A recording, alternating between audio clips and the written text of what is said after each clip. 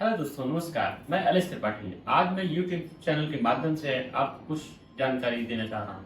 आज हम आपको बताने जा रहे हैं कि प्राइवेट लिमिटेड कंपनी क्या होती है, प्राइवेट लिमिटेड कंपनी क्यों बनाई जाती है, उसके बेनिफिट्स क्या होते हैं। इसलिए प्राइवेट लिमिटेड कंपनी के बारे में अगर हम जानकारी लेना चाहें तो लोग बिजनेस करने जाते हैं। बिजनेस करने जाने पे क्या होता है, पहले स्टार्टिंग ये होता है, हम गए अपने कंसल्टेंट प्रोफेशनल के पास गए, उनसे बातचीत करते हैं। क्योंकि जब हम बिजनेस को स्टार्ट करने जाते हैं तो फर्स्टली हमारा माइंड सेट होता है, हम किसी भी बिजनेस को एक अपने मालिक बन के अपने ही काम करना चाहते हैं। मैं खुद ही मालिक हूँ, मेरा कोई इंटरफेरेंस ना हो। मेरा माइंड सेट ये होता है नॉर्मली। मेरा कहने का मतलब है कस्टमर्स के जो बिजनेस इंटरप्रेन्योर हैं उनका माइंड सेट ये होता है कि अब हम बिजनेस ऐसा करेंगे जिसके मालिक मैं हूँ। तो उसमें फाइनली क्या होता है कि आप चाहते हैं कि हम प्रोप्राइटरशिप फर्म बना लेते हैं। जब कंसल्टेंट के पास जाते हैं तो आप प्रोप्राइटरशिप फर्म का जिक्र करते हैं तो उसमें वो कहता है आपका अपना PAN card, Aadhaar card, mobile number, email ID और भी रिलेवेंट डॉक्यूमेंट होते हैं जिसकी जरूरत होती है, तो उसी बेसिस पे प्रोप्राइटरशिप फर्म बना लेते हैं। बस इस बिजनेस को स्टार्ट करने के लिए सिर्फ माइंड में ये रहता है मैं उसको मालिक बना रहा हूँ, मेरी फर्म कोई ले ना पाए, इसलिए प्रोप्राइटरशिप फर्म को क्रिएट कर लेते हैं। लेकिन आप किसी और कंसल्टेंट के पास जाएंगे, अच्छे कंसल्टेंट, या आप हमारे पास आएंगे या आप किसी से भी जानकारी लेना चाहेंगे तो आपको एडवाइस आगे के लिए करेगा कि आप अगर हम किसी भी कंपनी में जाते हैं तो मालिक आप ही रहेंगे, लेकिन उस चीज को हम एंटिटी चेंज हो जाती है, हम उसको प्रोप्राइटरशिप ना करके प्राइवेट लिमिटेड कर देते हैं, कॉन्स्टिट्यूशन उसका बदल जाता है। प्रोप्राइटरशिप हुआ जिसमें मालिक आप हैं, आप ही के डॉक्यूमेंट सारे लिखते हैं। अगर हम कॉन्स्टिट्यूशन प्राइवेट लिमिटेड में आ जाते हैं तो प्राइवेट लिमिटेड कंपनी का इंट्रोडक्शन नहीं होता। प्राइवेट लिमिटेड होती क्या होती है, उसका क्या है कि उसमें वो खुद की अपनी एंटिटी होती है, उसका अपना पैन कार्ड होता है, उसका अपना शेयर सर्टिफिकेट होता है।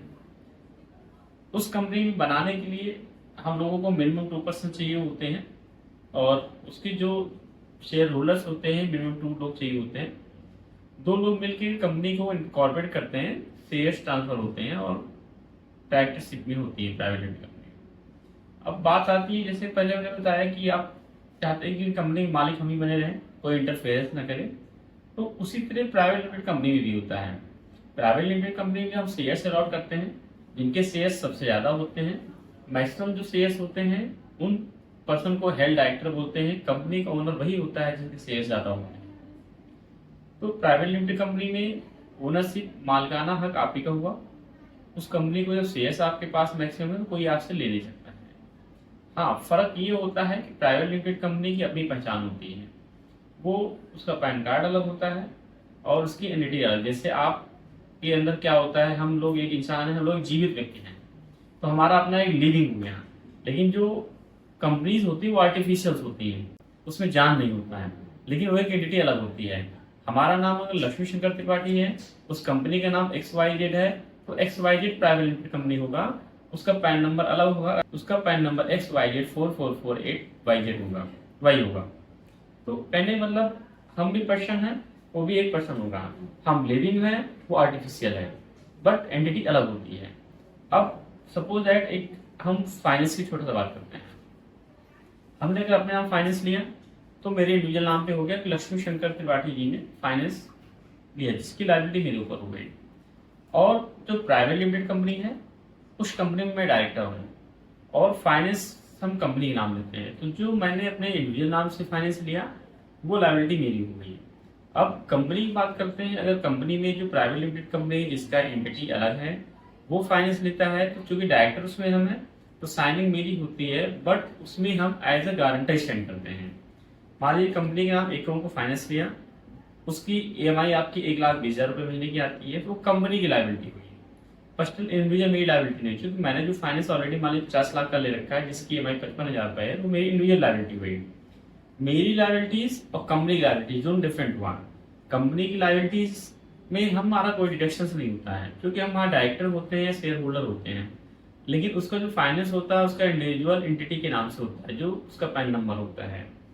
उस केस में कंपनी के हम डायरेक्टर एज ए गारंटर उसमें साइन करते हैं, जिससे उसकी लायबिलिटी कंपनी की अलग होती है और इंडिविजुअल अलग होती है। तो पहला बेनिफिट ये होता है कि अगर हम फाइनेंस में जाते हैं, जो प्राइवेट लिमिटेड कंपनी होता है उसके नाम फाइनेंस होता है, उसमें जो डायरेक्टर होते हैं एज अ गारंटर स्टैंड करते हैं और उस कंपनी की लायबिलिटीज अलग होती है। इंडिविजुअल की भी अलग होती है। तो कहने का मतलब यहाँ पर यह है कि हम प्राइवेट लिमिटेड कंपनी एक अलग एंटिटी हो गई और हम अपनी पहचान, अपना पैन कार्ड एक अलग एंटिटी हो गई। इसी तरह 1% कंपनी होता है, जैसे कि हमने पहले अपने यूट्यूब चैनल के माध्यम से बता रखा है आपको। एलएलपी होता है, पब्लिक लिमिटेड कंपनी होती है, सेक्शन 8 की कंपनी होती है। और उसी तरह हम लोग जब कोई समाज सेवा के भाव से कोई काम करना चाहते हैं, एनजीओ आता है, ट्रस्ट होता है, सोसाइटी होती है। तो कॉन्स्टिट्यूशन का ही होता है। जैसे कभी हमने आपको बता दिया प्राइवेट लिमिटेड कंपनी क्या होती है। इसी तरह आगे ही चैनल के माध्यम से हम आपको बता देंगे कि एनजीओ क्या होता है, ट्रस्ट क्या होता है, एनजीओ बनाया कैसे जाता है, ट्रस्ट कैसे बनाया जाता है, उसका बेनिफिट कैसे होता है। हम आपको नेक्स्ट चैनल में फिर बताएंगे कि प्राइवेट लिमिटेड कंपनी और लिमिटेड लायबिलिटी पार्टनरशिप कंपनी में क्या डिफरेंसेस होते हैं। इसके लिए आप स्क्रीन चलाए गए नंबर पे आप हमसे डिस्कस कर सकते हैं और सब्सक्राइब करके इसको फॉलो करें। Thank you so much.